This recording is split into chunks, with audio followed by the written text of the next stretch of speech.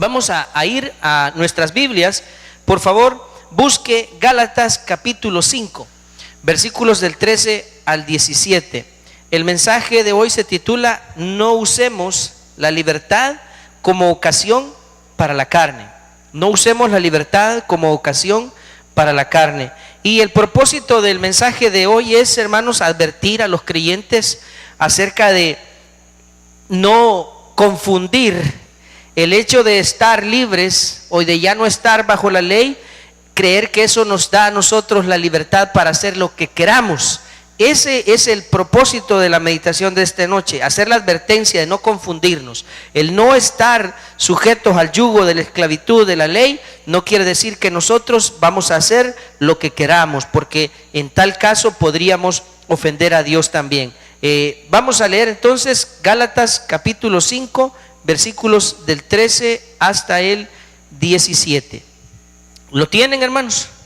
Dice ahí: Porque vosotros, hermanos, a libertad fuisteis llamados, solamente que no uséis la libertad como ocasión para la carne, sino servíos por amor los unos a los otros, porque toda la ley en esta sola palabra se cumple: amarás a tu prójimo como a ti mismo. Pero si os mordéis y os coméis unos a otros, mirad que también no os consumáis unos a otros. Digo pues, andad en el Espíritu, y no satisfagáis los deseos de la carne, porque el deseo de la carne es contra el Espíritu, y el del Espíritu es contra la carne, y estos se oponen entre sí, para que no hagáis lo que quisiereis. Oremos. Dios mío, en esta noche una vez más, Señor, nos presentamos a ti con la disposición para escucharte, para recibir tu consejo, mi Dios, tus amonestaciones también. Padre, te pedimos que tomes control de todos nuestros pensamientos, de todo nuestro ser, Señor. Toma el control y edifica nuestras vidas. Te pido en el nombre de Jesús, Dios mío, que hagas tu obra en nosotros esta noche. Que nadie de los que estamos aquí, Señor, dentro en este templo, se vaya sin haber recibido lo que tú querías decirle en esta hora, Padre. También quiero poner en tus manos, Señor, cada una de nuestras necesidades. Desde ya yo pongo en tus manos, Señor, las cargas que mis hermanos puedan traer, sus preocupaciones, sus angustias, Señor, que mientras nosotros descansamos en tu presencia, escuchándote hablar, que nuestras necesidades, Señor, estén siendo resueltas por tu divino poder. Te agradezco el privilegio que nos das de estar en tu presencia y del poder escucharte y entender lo que nos vas a decir. Que sea tu Espíritu, Señor, haciendo la obra en nosotros. Nos disponemos completamente, espíritu, alma y cuerpo, para escucharte, mi Dios, para recibir lo que tú nos quieres dar en esta hora. Gracias, Padre, y como siempre, mi Dios, es a ti a quien damos toda la gloria y todo el honor. En el nombre de Cristo Jesús, nuestro Señor. Amén y amén. Bueno, en el pasaje previo de lo que hablamos la semana pasada, Pablo les ha hecho una advertencia a los Gálatas de no dejarse contaminar con la levadura de los fariseos, que en este caso era la esclavitud a la ley. Les había advertido de tener cuidado de no volverse legalistas. Buena parte de la carta a los Gálatas habla de ese tema, de tener cuidado de no poner la confianza en la autojusticia, en la obediencia a la ley. Pero también debemos tener el cuidado, y Pablo lo tuvo a la hora de escribir la carta, de que sus lectores, sus destinatarios, no cometieran el error de irse al otro extremo. ¿Cuál sería el otro extremo? Si él les estaba diciendo que tuvieran cuidado de no poner su confianza en la obediencia a la ley para alcanzar salvación, la contraparte sería pensar que no necesitamos en lo absoluto ponerle atención a los mandamientos y que podemos vivir como nos dé la gana e igual vamos a ser salvos por la gracia de Dios. Ese sería el otro extremo, y es lo que Pablo en esta porción les advierte a los Gálatas, el no utilizar la libertad que Cristo nos ha otorgado por su gracia y convertirla en libertinaje y convertirla en un desenfreno, lo que yo también llamaría anarquía, y más adelante voy a ampliar ese término. Entonces Pablo les está haciendo esta advertencia. ¿Por qué? Porque aunque los Gálatas ya eran cristianos, estaban en Cristo, eso no los, como a nosotros, no nos exime de aquella naturaleza pecaminosa que heredamos de nuestro padre Adán. ¿Cuál es esa naturaleza? Lo que Pablo decía, que el pecado mora en mí. Dice que miserable de mí, decía Pablo, ¿quién me librará de este cuerpo de muerte? Usted y yo, aunque ya hemos nacido de nuevo, aunque somos hijos de Dios, no podemos negar que en nuestra carne todavía hay pasiones y malos deseos. Todavía, como decimos nosotros en nuestro lenguaje popular, decimos, a veces se nos sale el indio. O se nos sale el viejo hombre. No es que se nos salga el viejo hombre, es que todavía hay en nuestra naturaleza una parte que es la naturaleza caída, de la cual nos vamos a librar hasta el día en que usted y yo nos vayamos con el Señor. Ahí se va a terminar esa lucha que tenemos con la carne. Entonces la advertencia va dirigida a eso, a tener cuidado de que aunque estamos en Cristo y somos libres de toda condenación y de todo lo que el Señor vino a liberarnos, eso no nos concede a nosotros la libertad para hacer lo que se nos venga en gana. Y dice, ya entrando en detalle en el pasaje, en el versículo 13, porque vosotros, hermanos, ¿a quién está dirigiendo estas palabras Pablo? ¿A todo el mundo? No, se le está dirigiendo a creyentes. Aquí ya Pablo no está tomando en cuenta a los que él menciona aquí, los que habían llegado a perturbar a los Gálatas. Esta parte Pablo se la está dirigiendo a los cristianos, se le está dirigiendo a los hermanos, a los que están en Cristo. A ellos les dice vosotros, porque vosotros, hermanos, a los hermanos les dice, a libertad fuisteis llamados. ¿A qué nos ha llamado el Señor? A ser libres. ¿Pero libres de qué? Ya hablamos de eso, de lo que el Señor nos vino a hacer libres, y son algunos aspectos que vale la pena esta noche recordar de las cosas que el Señor nos hizo libres con su sacrificio. Número uno, Jesús nos hizo libres del pecado. Cuando digo libres del pecado, hablo de las consecuencias eternas que el pecado tiene en el ser humano. La Biblia dice que la paga del pecado es, y dice que por cuanto todos pecaron, están destituidos. Eso quiere decir que usted y yo, como todos hemos pecado, significa que estaríamos destituidos de la gloria de Dios. Pero vino Jesús, puso su vida para pagar, para cargar por nuestros pecados, y entonces Él nos ha hecho libres de esa consecuencia del pecado. No de todo, porque quiero aclarar, no de todo. De esa consecuencia eterna que el pecado ejercía sobre usted y sobre mí. Quiero que vea por favor Romanos 6:18. Ahí lo van a poner en pantalla. Dijo Pablo estas palabras: y libertados del pecado, que es lo que nos sucedió a usted y a mí en Cristo, y libertados del pecado, vinisteis a ser siervos de la justicia. Entonces, ¿de qué nos liberó el Señor a usted y a mí? Del pecado. Ok, eso es lo primero. También el Señor nos ha hecho libres de toda condenación. Usted y yo, como dice a la gente, este condenado, pues quiero decirle que usted y yo no somos condenados y nunca vamos a ser condenados. Por ninguna razón. Vea lo que dice Romanos capítulo 8, versículo 1. Primero fuimos libres de pecado. El Señor, además de hacernos libres de pecado, nos ha hecho libres de toda condenación. Dice Romanos 8:1. Ahora pues, ninguna, y ninguna es ninguna, ¿verdad? Ninguna condenación hay para los que están en Cristo. Usted y yo que estamos en Cristo, usted y yo ya no somos condenados y nunca vamos a estar condenados. Usted y yo, respecto a Cristo, nuestro trato con el Señor respecto a la desobediencia opera de una manera diferente a los que están sin Cristo, y más adelante también le quiero explicar eso. Pero nosotros, aunque pequemos, hermano, aunque ofendamos a Dios, ya no hay condenación para nosotros. Sí hay consecuencias, pero condenación ya no hay. ¿Por qué? Porque ya Cristo nos hizo libres de toda condenación. Entonces es imposible que alguien venga y diga: mire, a mí el Señor me salvó, pero luego yo volví a pecar y entonces perdí mi salvación y otra vez estoy condenado, entonces tengo que volver a entregarle mi vida a Cristo, y si vuelvo a pecar, me vuelvo a condenar. Es imposible que estemos en ese juego. Si el Señor ya nos perdonó, ya no hay ninguna condenación para los que están en Cristo. ¿Nos queda claro eso, hermano? Entonces, usted y yo, aunque pequemos y ofendamos a Dios, lo que vamos a tener es otro tipo de consecuencias. Y la desobediencia con nosotros opera de una manera diferente. Entonces, Cristo nos hizo libres del pecado, nos hizo libres de la condenación, nos hizo libres de una mala conciencia también. Antes la Biblia dice que nosotros teníamos la conciencia cauterizada sin Cristo, no sentíamos, hacíamos cosas malas y no nos sentíamos mal.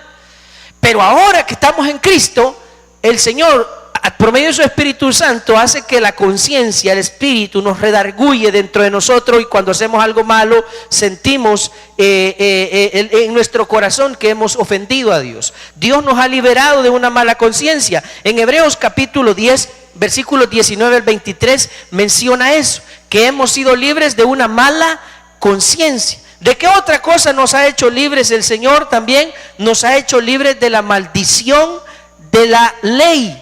Que antes estábamos, cuando nosotros pretendíamos agradar a Dios obedeciendo la ley, pretendíamos ser salvos obedeciendo la ley, estábamos bajo maldición. Pero ahora que usted y yo hemos creído en Cristo y hemos puesto nuestra fe en Él, entonces hemos sido libres de la maldición de la ley. Eso está en Filipenses capítulo 3, versículos del 4 al 9.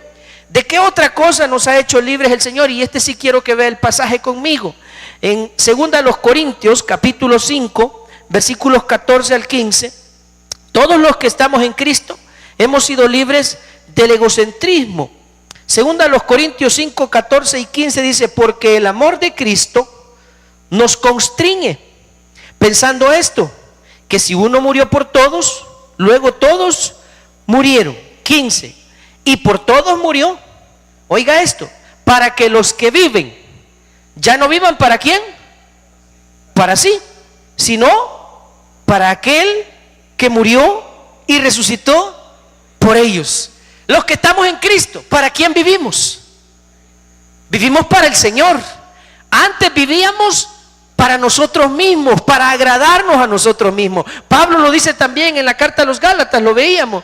Dice: con Cristo estoy juntamente crucificado y ya no vivo yo, sino que Cristo vive en mí. Entonces, otra de las cosas de las que Dios nos ha hecho libres es del egocentrismo. Ahora los hijos de Dios, los cristianos, ya no vivimos para nosotros, ya no deberíamos vivir para nosotros, sino para aquel que murió y resucitó por nosotros. Es otra de las cosas de las que Él nos ha hecho libres. Y decíamos también, porque de esto ya habíamos hablado, que también el Señor nos ha hecho libres del temor a la muerte. Yo no sé si usted recuerda, veíamos un pasaje y quiero que ese lo recordemos, Hebreos 2, 14 y 15.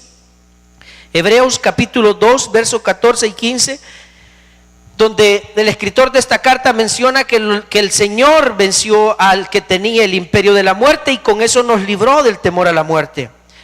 Hebreos 2, 14, así que por cuanto los hijos participaron de carne y sangre, Él también participó de lo mismo, para destruir por medio de la muerte al que tenía el imperio de la muerte, esto es, al diablo.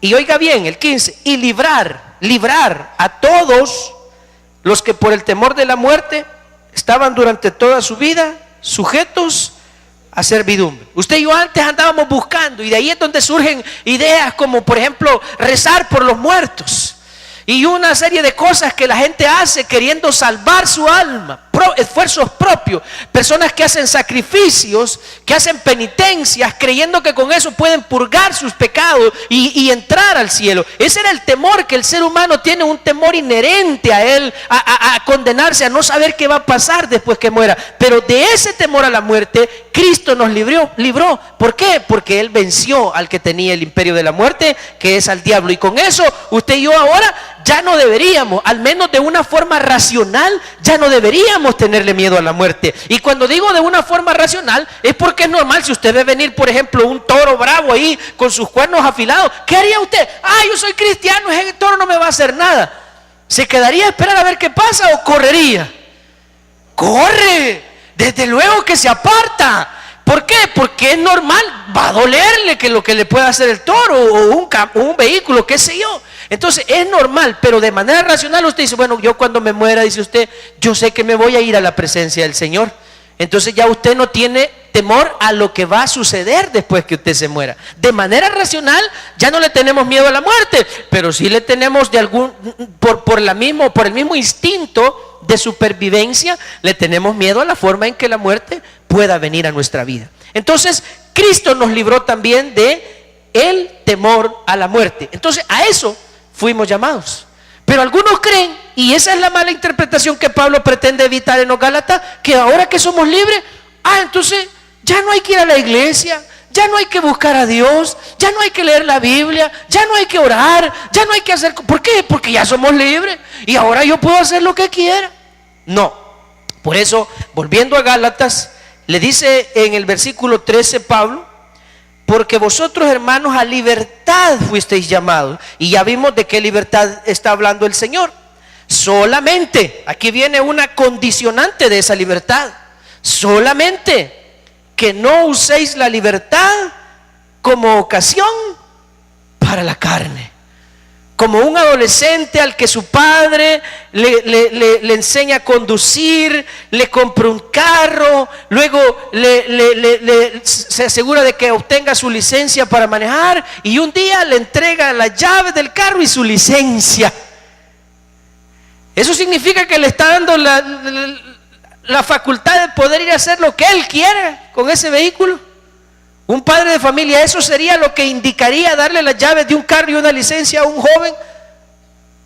¿O qué? ¿O le diría: aquí te entrego las llaves del carro y te entrego la licencia para que hagas un uso responsable y sabio de ese vehículo? ¿Ese sería el mensaje? ¿Sí o no?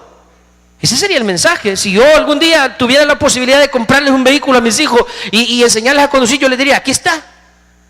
Pero eso no significa para que vayas a hacer lo que te dé la gana, para que te vayas a emborrachar con tus amigos y te vayas a matar. No, significaría: aquí tienes para que hagas un uso adecuado y sabio.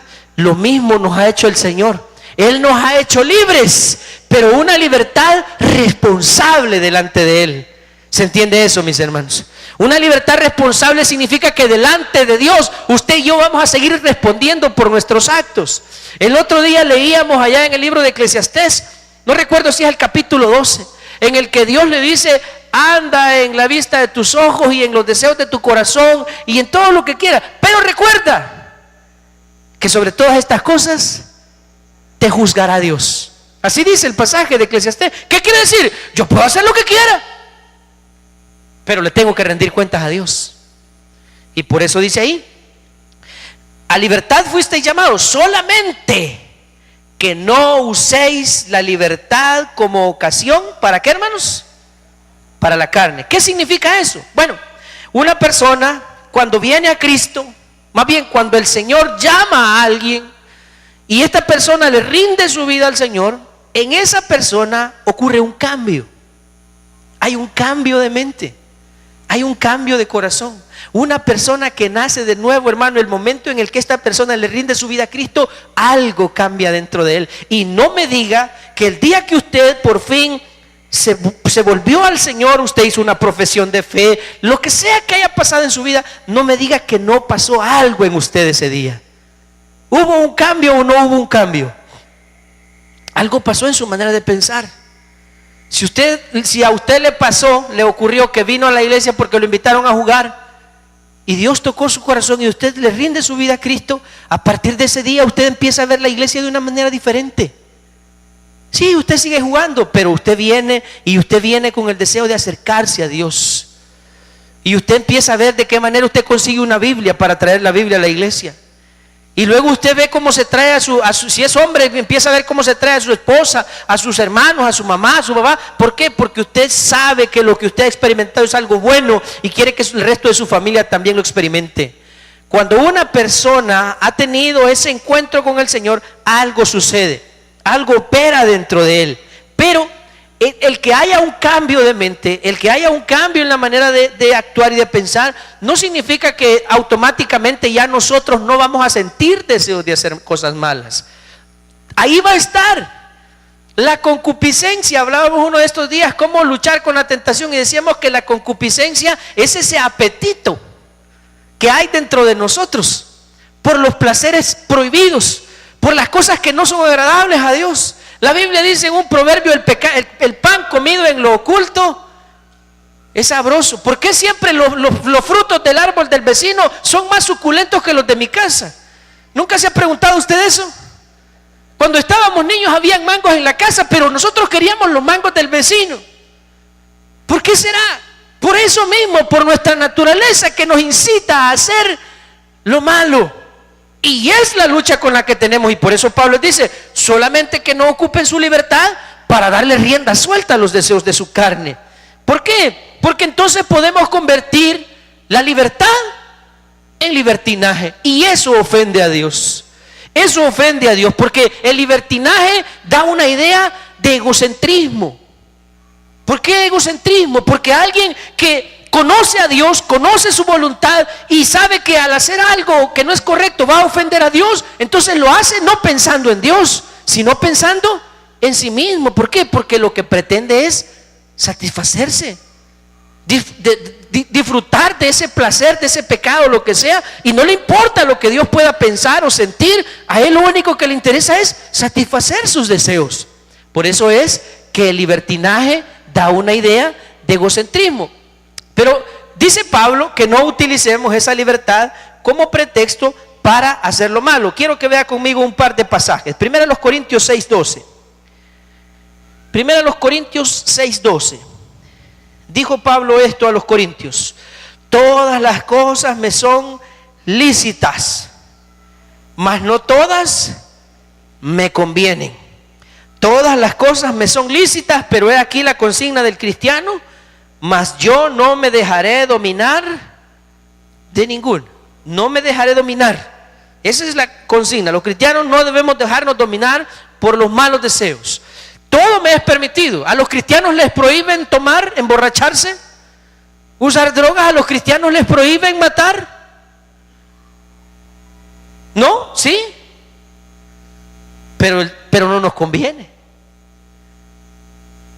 Ya hemos hablado del tema, por ejemplo, de matar. Un día tuvimos un tema aquí en la iglesia. Yo no sé si algunos se recuerdan. Hablamos del tema: ¿es lícito matar? Y algunos dijeron, no. Pero resulta que Dios en varios casos ordenó matar. Al rey Saúl le dijo: vas a ir a matar a toda esa gente, hombres, mujeres, ancianos, niños, y hasta los de pecho vas a matar. Dios le ordenó. ¿Qué tal usted cumpliendo una orden de esas? Y cuando Dios dijo a los israelitas: si entre ustedes hubiese algún joven contumaz y rebelde, que no obedece a sus padres, que no respeta a nadie, sáquenlo y que después de haberlo castigado, él no obedeciere, sáquenlo a la puerta de la ciudad, preséntenlo delante de los ancianos y mátenlo a pedradas. Y en esos casos, ¿es lícito o no es lícito? Bueno, les queda de tarea, ya hablamos de eso alguna vez. El punto es que a nosotros todo nos es permitido, pero hay cosas que no nos convienen. Hay muchas cosas que no nos convienen, y el criterio para nosotros nos lo da el Espíritu Santo, porque esa es la obra del Espíritu Santo. Más adelante en el pasaje dice, Pablo dice: andad en el Espíritu y no satisfagáis los deseos de la carne. Porque el remedio para no volvernos esclavos de los deseos de la carne es vivir una vida en el Espíritu. Entonces, más adelante, siempre ahí en 1 Corintios, capítulo 10, versículo 23, Pablo dice algo parecido. Todo me es lícito, pero una vez más dice, pero no todo me conviene. Todo me es lícito, pero no todo edifica. Entonces, tener cuidado de que no, el hecho de ser libres no nos dice que podemos hacer lo que queramos. Primera de Pedro, capítulo 2, verso 16. Dice Pedro que los cristianos debemos vivir como libres.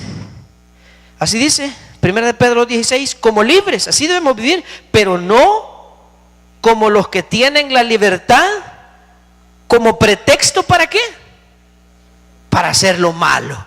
No, si nosotros somos libres, si Cristo nos vino a ser libres, ya no somos esclavos de la ley, ya no tenemos por qué guardar la ley para ser salvos, y ya el Señor nos salvó, así que podemos hacer lo que queramos. No, dice el Señor, tú nunca debes usar tu libertad como un pretexto para hacer lo malo. Así dice ahí, pero no como los que tienen la libertad como pretexto para hacer lo malo, sino como siervos de Dios. El término del cual se traduce siervo es un esclavo voluntario. Lo que dice en ese pasaje de Pedro es que usted y yo debemos ser libres, pero debemos vivir como esclavos voluntarios de Dios. Somos esclavos, somos siervos de Dios. Siervos de Dios significa que obedecemos por amor. ¿Y por qué amamos nosotros a Dios? Sencillo, porque Él nos amó primero.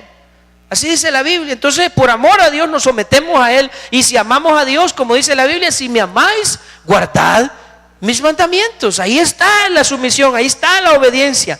Entonces, nosotros debemos tener el cuidado de no convertir la libertad en libertinaje o en anarquía. ¿Qué es anarquía? Aquí se lo voy a mostrar. Jueces capítulo 17 y versículo 6. El libertinaje también puede ser una especie de anarquía. Jueces 17 versículo 6 dice: y en aquellos días no había rey en Israel, y cada uno hacía, ¿qué hacía cada uno? ¿Y qué tal que usted y yo viviésemos de esa manera? Hermano, ¿y tú por qué no vas a la iglesia? Porque yo voy cuando a mí me da la gana, y si no me da la gana no voy. Hermano, ¿y usted por qué no lee eso? Porque no me da la gana. ¿Y por qué no ora? Porque no quiero. Pero mire qué cosa, todo eso que le acabo de decir, todo la Biblia nos manda a hacer, no dejando de orar sin escudriñar las escrituras. Y le puedo seguir citando pasajes que nos dicen: indefectiblemente diezmarás.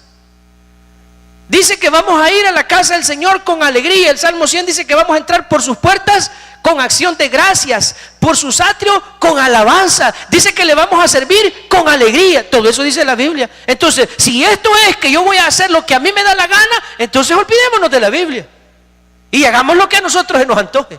Eso es anarquía. Cada uno hacía, ¿qué dice? Lo que bien le parecía, porque no había rey. Pero detengámonos. ¿Y usted y yo tenemos o no tenemos rey? Si en nuestro reino hay un rey eterno, el rey de gloria, es Cristo Jesús. Y si nosotros somos sus siervos, súbditos de su reino, deberíamos de someternos a ese gobierno del Señor. El reino de Dios. Cristo vino a inaugurar el reino de Dios. Él vino a traer el reino de Dios. El reino de los cielos se ha acercado. Usted y yo somos parte de ese reino. Nuestra ciudadanía dice está en los cielos, de donde también nosotros esperamos al Señor. Entonces, mis hermanos, debemos tener el cuidado de no convertir la gracia de Dios, esa libertad que Él nos ha dado, no convertirla en libertinaje ni anarquía. Usted y yo tenemos que someternos. Ahora, aquí yo quiero plantearle algo, porque de repente alguien puede hacer el razonamiento y decir: pero yo, ¿por qué tendría que someterme a Dios? Mire, los que somos de Cristo debemos someternos a Dios por la sencilla razón, hay un par de razones, pero le voy a dar una razón lógica. Si usted como hijo de Dios no atiende las instrucciones de Dios, lo va a pagar caro. No sé si esa es una razón suficiente para entender. Porque usted mismo, oiga esto que le digo, usted mismo puede dar testimonio de que las veces que usted ha desobedecido a Dios le ha ido mal. Lo que pasa es que esas cosas no las contamos, y si las contamos de otra forma. ¿Cómo digo las contamos de otra forma? Sí, mire, anduvimos en la bancarrota, estuvimos en quiebra, arruinados financieramente, pero ¿con qué salimos? Antes de eso éramos unos grandes ladrones. Y digo ladrones no de los políticos, no, de los que le roban a Dios. Y después nos vino la consecuencia, apareció el devorador, vino toda clase de maldiciones sobre nuestra vida. Y cuando eso sucede y la gente lo ve, ¿con qué salimos nosotros? Es que Dios me está probando como a su siervo Job. Bien olímpicos, bien olímpicos. Cuando sabemos nosotros en nuestro interior que lo que estamos pasando, la tribulación que estamos pasando es la consecuencia de nuestra desobediencia, le cambiamos la forma. Le buscamos una explicación para parecer mártires. Ay, este hermano, que ha sufrido este varón. ¿Cómo padece por causa de Cristo? No es cierto. Está padeciendo por desobediente y por dundo, pero no por causa de Cristo. Y no me diga que eso no le ha pasado a usted. A mí me ha pasado un montón de veces. Muchas veces en que he desobedecido a Dios me ha ido mal. He tenido que pagar la consecuencia. Ahora, por esa razón, que es una razón lógica y práctica, es que usted y yo debemos ser obedientes. Debemos obedecer y no debemos convertir la libertad en libertinaje, porque nos va a ir mal, mis hermanos. Nos va a ir mal, vamos a ir a sufrir y después, si somos hijos de Dios, oiga bien esto, si somos hijos de Dios como aquel hijo pródigo, vamos a regresar dando lástima. O como si usted hubiese conocido la historia de ese muchacho, el relato ese. El joven en la casa de su padre, imagino que tenía dinero para que le hayan dado una buena herencia. Y si haya ido a vivir lejos, perdidamente, le deben haber dado buen dinerito. Significa que sus papás tenía riqueza. Y viene este y se va. Los que lo conocieron, ay, el hijo del fulanito, ¿verdad? De los Mason. Los que se acuerdan de esa familia aquí en Zaragoza, ¿verdad? Los hijos de los Mason.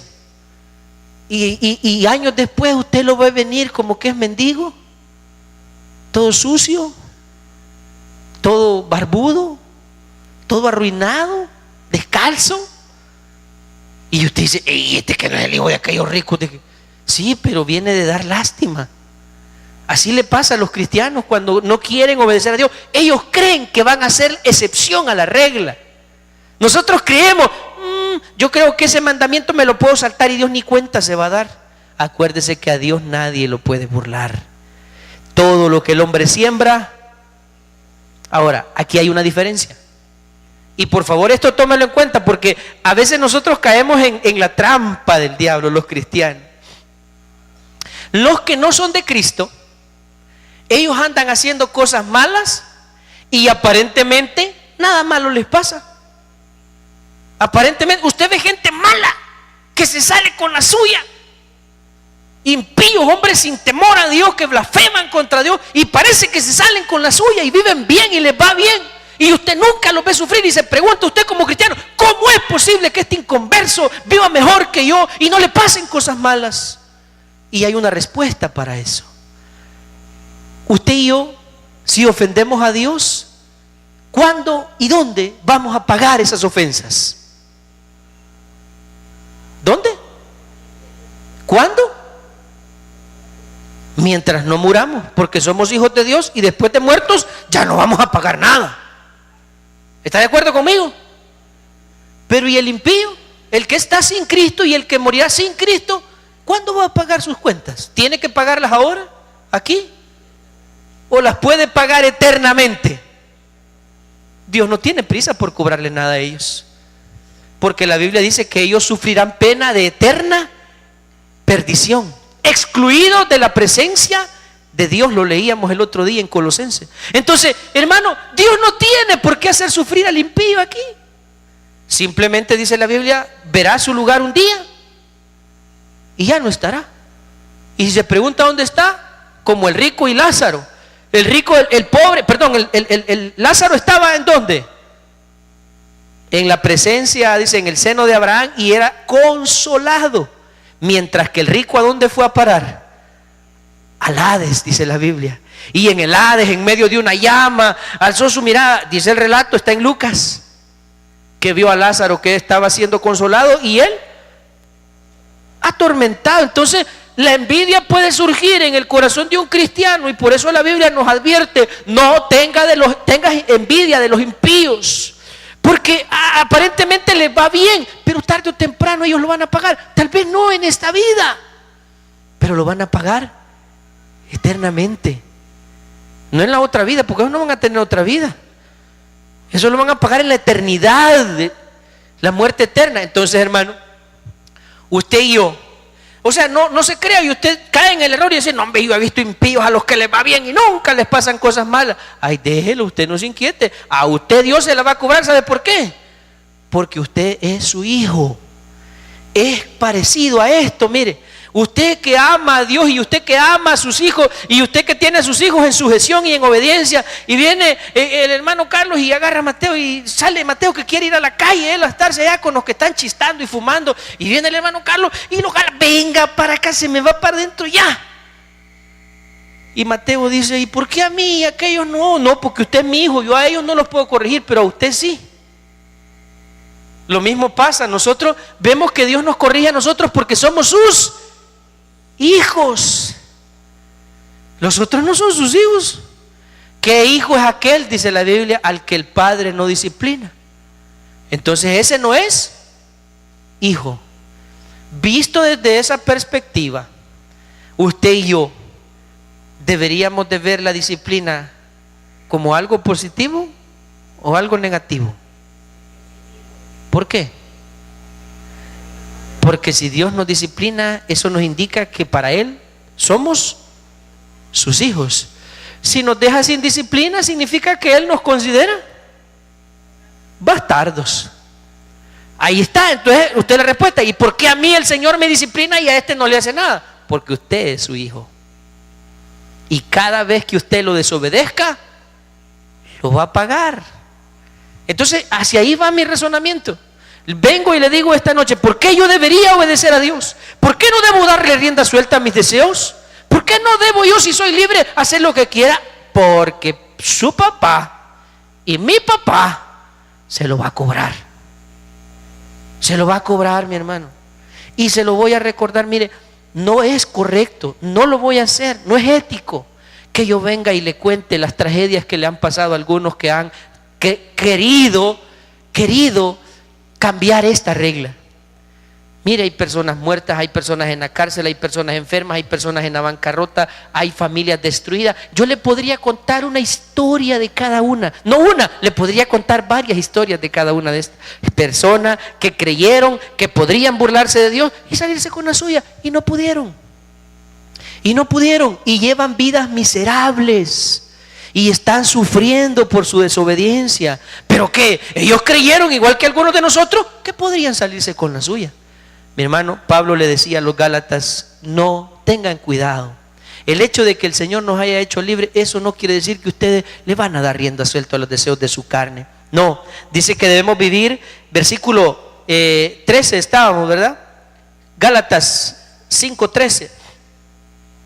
Solamente que no uséis la libertad como ocasión para la carne, sino servíos por amor los unos.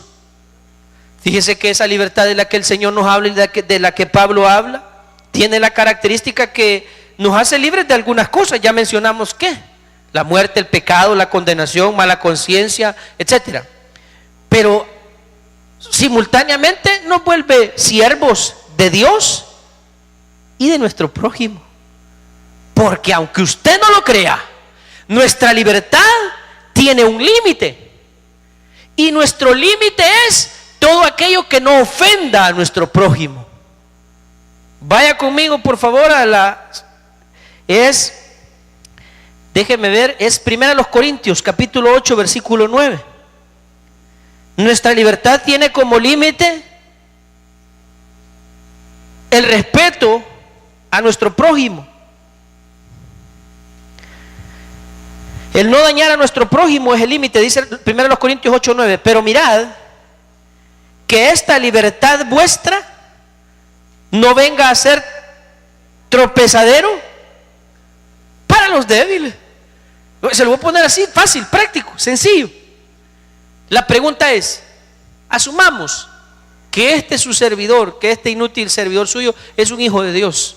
Yo digo que sí, pero no quiero sonar arrogante y decir, mira, yo que soy un hijo de Dios. Vaya, sumamos que soy un hijo de Dios, un escogido de Dios, y que a mí me gustan las cervezas, vaya.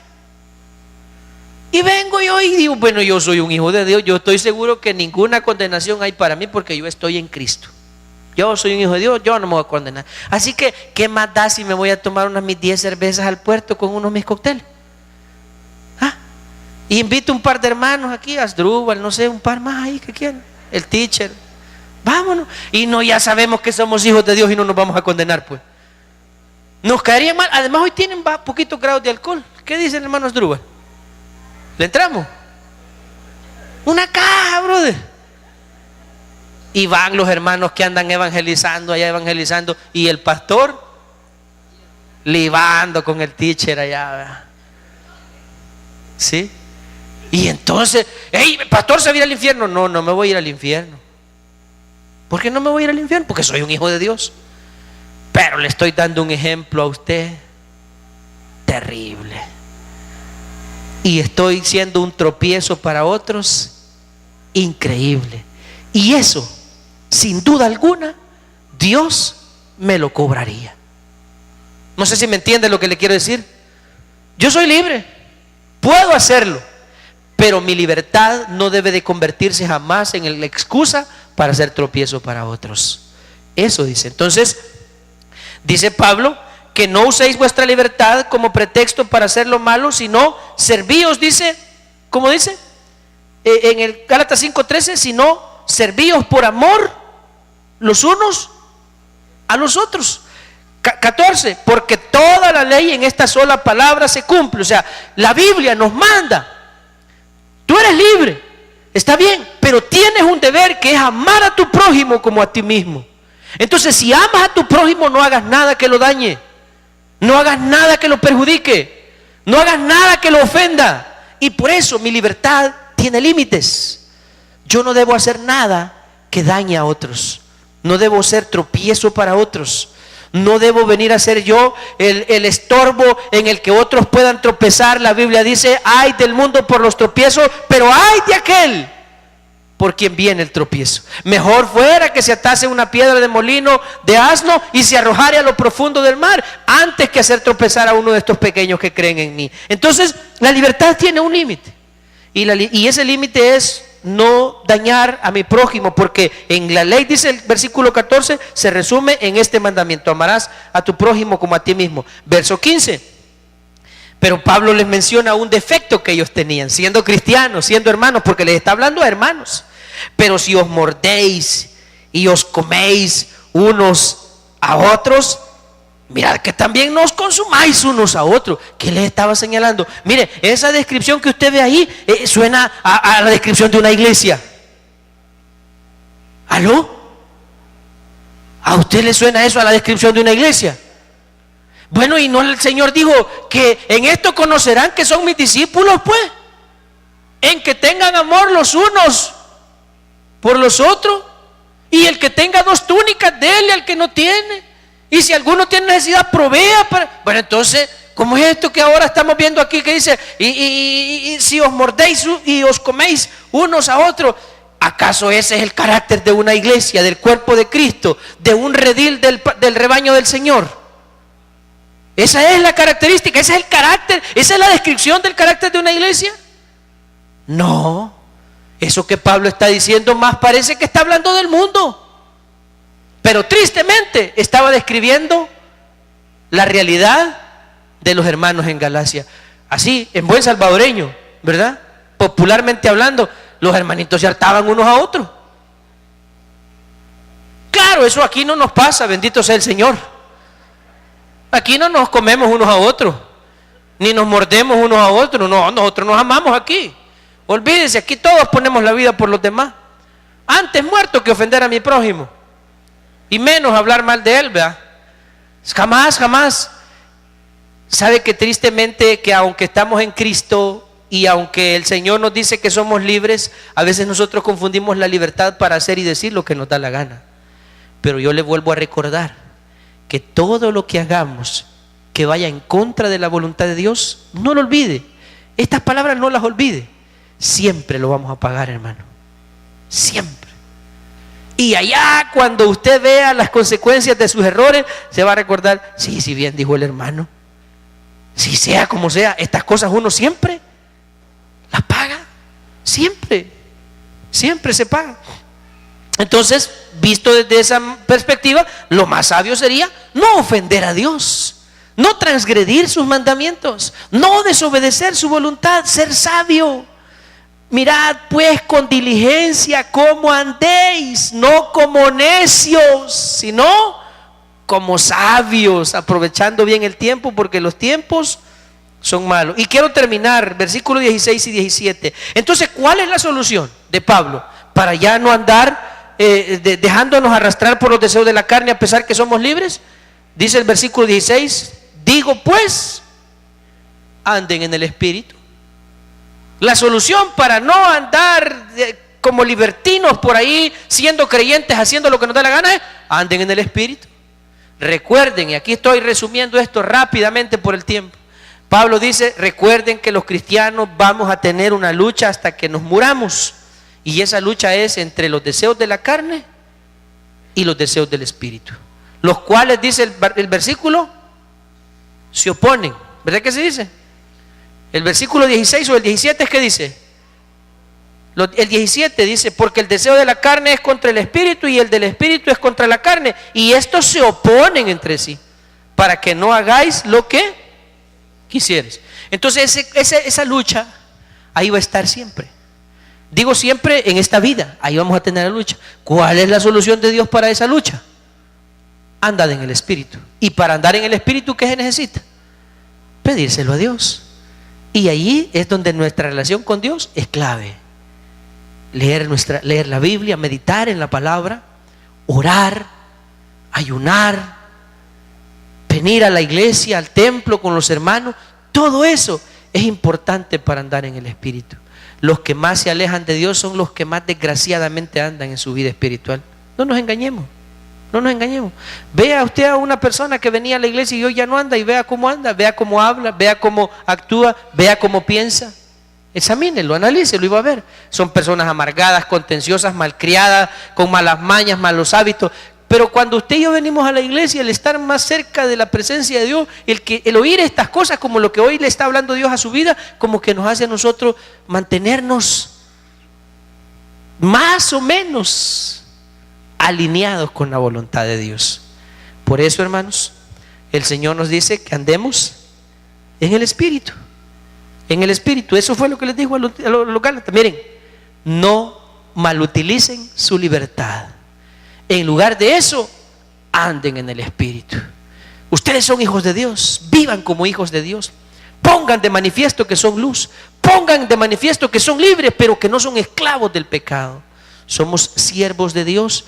Y como dice ahí el versículo, que sino que por amor servíos los unos a los otros. Vamos a orar, mis hermanos. Señor, bendito seas.